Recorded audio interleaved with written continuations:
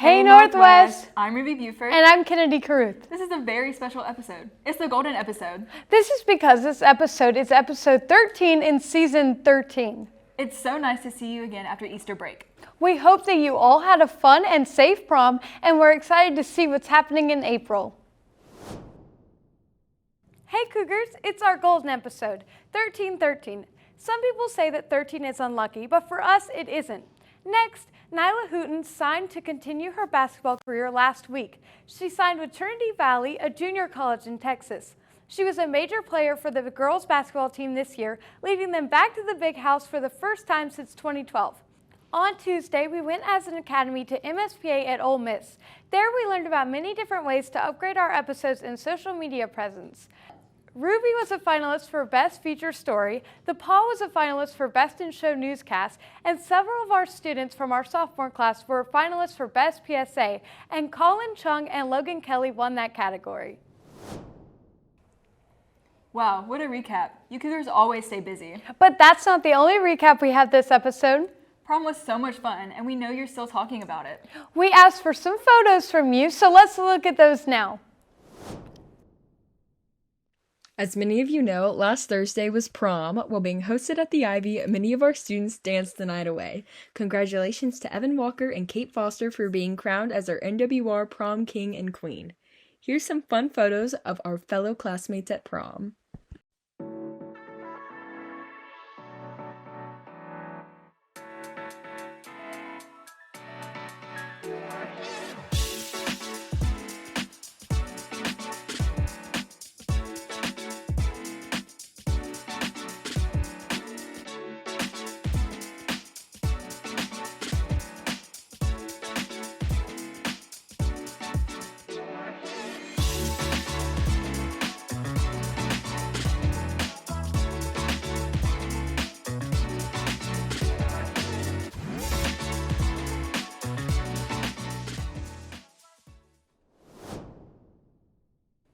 It looks like you all had so much fun. The solar eclipse is in 3 days. A solar eclipse occurs when the moon passes between the Earth and the sun, therefore obscuring the view of the sun from a small part of the Earth, totally or partially. We sat down with the Science Olympiad team to see why this eclipse is happening and what's the best way for you to observe it. So a solar eclipse is a phenomenon where the moon will pass between the sun and the Earth and will cast a giant shadow over the Earth and obstruct part of the sun's light. So the Earth spins at one speed and the moon rotates around that Earth at a completely different speed. This is responsible for things like moon phases, and it also creates about 2 eclipse seasons per year. And during those seasons, it is a new moon, and that moon is sometimes more visible during the day than it is during the night. And during those eclipse seasons, the moon can pass between the sun and the Earth, and that's what will cast that giant shadow and make it just slightly darker. So the safest way to see a solar eclipse is to purchase a pair of AAS certified safety glasses. You can find them for pretty cheap on online retailers. The best place to see them is along the path of totality. This extends up the United States. Mississippi is just right outside the path of totality, so we'll see a partial solar eclipse, and the best time to see it is around 2 p.m. We love to learn more about our planet, and the Science Olympiad team is always eager to enlighten us. Next, we have a lot of Cougars killing it in spring sports. Richard and Kaylin? Cougar Sports are continuing their winning ways, so let's kick this off with tennis. Tennis won the district title outright last week with a win on the road at Oak Grove. That improved their record to 17-1.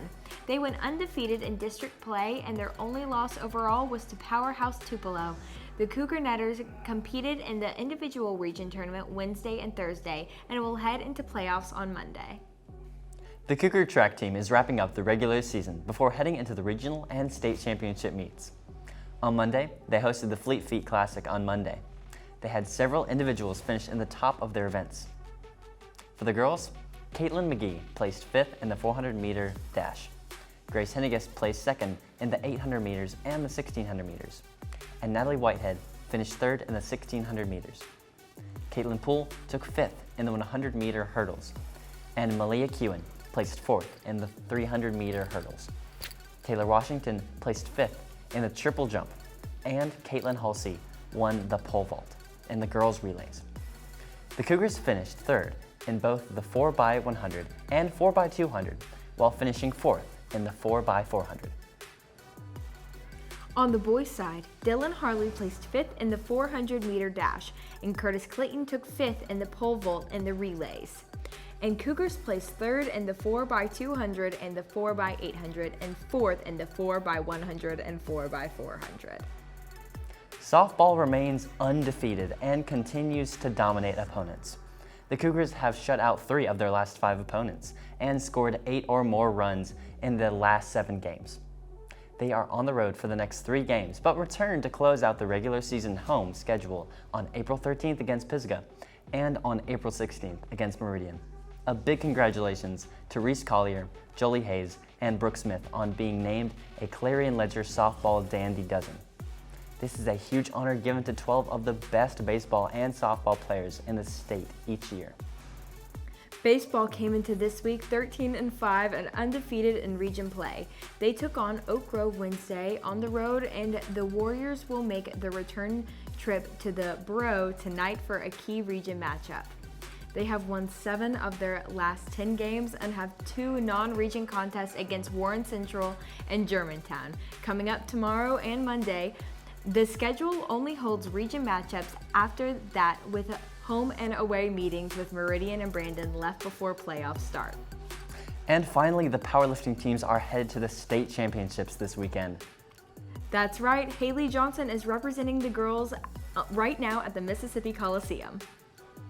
And Andre Martin, Trip Weekly, and Caleb Peel will represent Northwest tomorrow in the boys' championships. Good luck to these Cougars as they try to bring home some more hardware. That's all the time we have for this week. Back to you, Ruby and Kennedy.